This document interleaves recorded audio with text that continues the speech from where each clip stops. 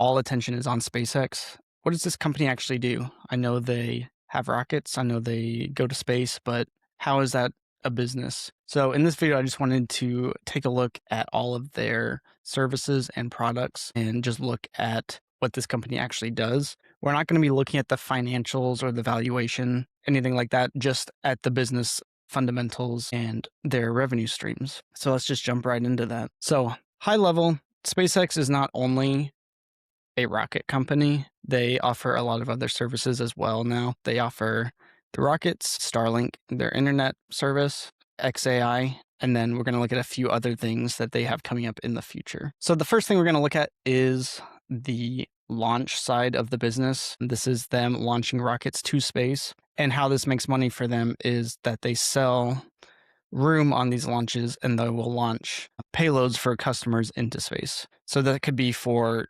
governments, organizations, it could be for NASA, as well as private companies. It could also be for military purposes or even just restocking, like the ISS. They have a few different rockets that they use. Each one kind of has its own place. So like the Falcon 9 is the main workhorse of the company. It handles the larger missions, whereas the Falcon Heavy obviously lifts heavier payloads. The Dragon is what sends the actual humans or cargo into space. So it's like the part of the rocket that holds the payload being delivered. So the main advantage SpaceX has here is their reusable rockets. So they're able to build something once, use it for many launches, as opposed to, other rockets that are a one-time use. So that saves SpaceX a ton of money, which helps them make money, make profit. They also have this rideshare program where customers can sign up for smaller satellite deployments, and you can just book your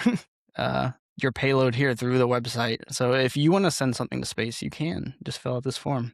Let's see, it looks like their next launch is this month, so you're good. The next revenue stream we're going to look at is Starlink. This is SpaceX's internet company. So while they're launching these rockets for paying customers, they're also launching their own satellites up into space to build out this network. So if you haven't heard of Starlink, you pay for the hardware, you buy a dish, and then you pay a monthly fee, and you can get internet pretty much anywhere. So they really target the rural areas of residential homes, or just anywhere that you can't get good service.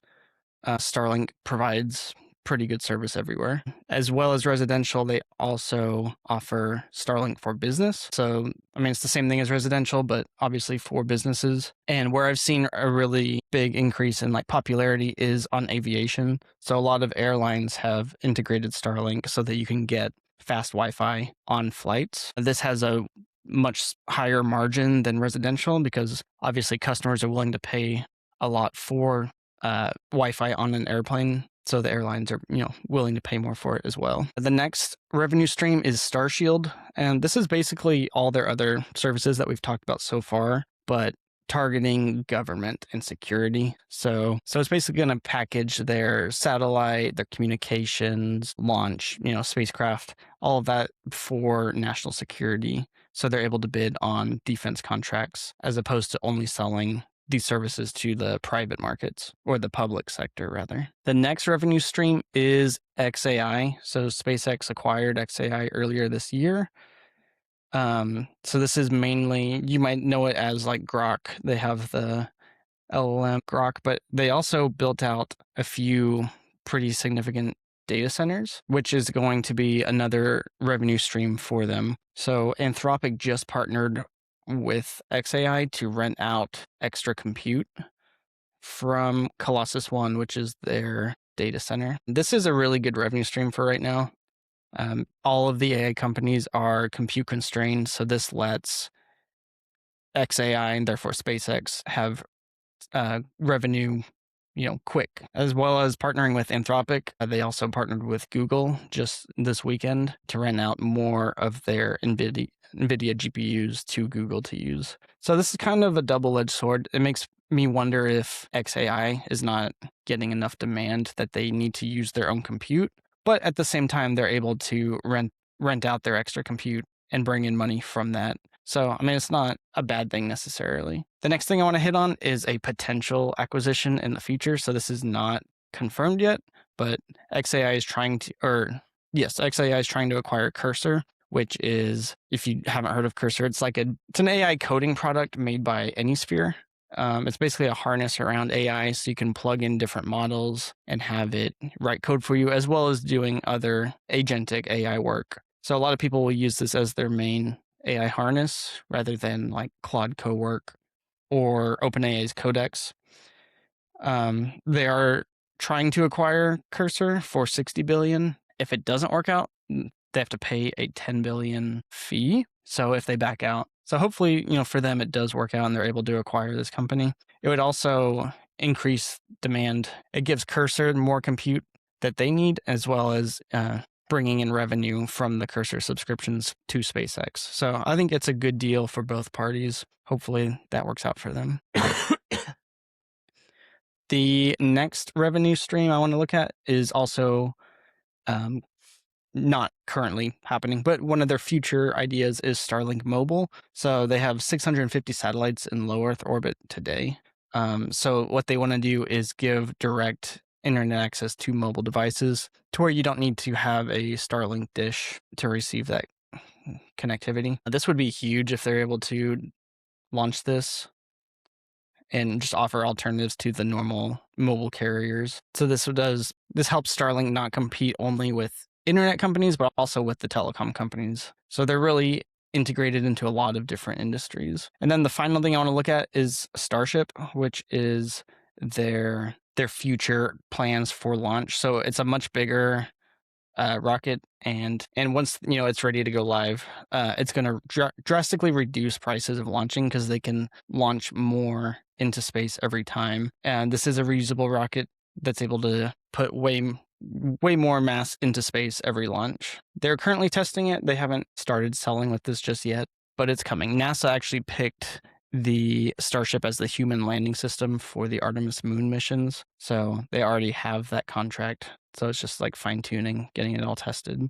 This was going to let them, deliver heavier payloads so they can put bigger Starlink satellites into space every launch, which, improves that network, which brings in more customers and just continues to grow revenues. So it's kind of every part of their system connects to the other parts.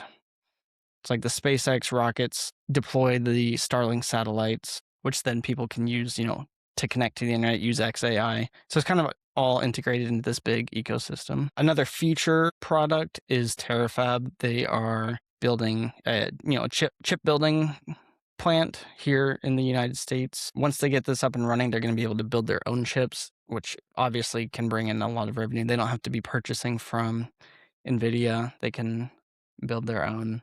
Right now, this is not a revenue stream. So this is very early into this product, but very cool to watch out for.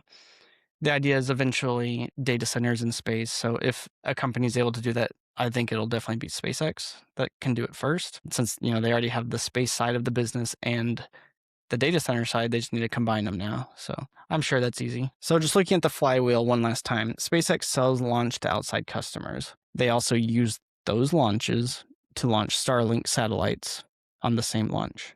Starlink creates that, reoccurring subscription revenue that keeps revenue coming into the company. Starshield and government contracts add, very high value institutional customers, which are like sticky customers. XAI, Terafab, and Cursor kind of add the AI products to the company. Computer hardware, developer tools, and compute demand. And then Starship can lower the cost of all of it by allowing them to launch much cheaper. So it's a very cool company. It's interesting to see how many different pieces of the industry they are in. I'm excited to see the IPO. I think it's a very expensive IPO, the biggest in history, but I kind of understand it too, just the way this company is kind of taking over. So very exciting. We'll see how it goes. Leave a comment if you're going to buy into the IPO. I'm curious how many people are, and I hope the best to everyone. So thanks for watching, and I'll see you later.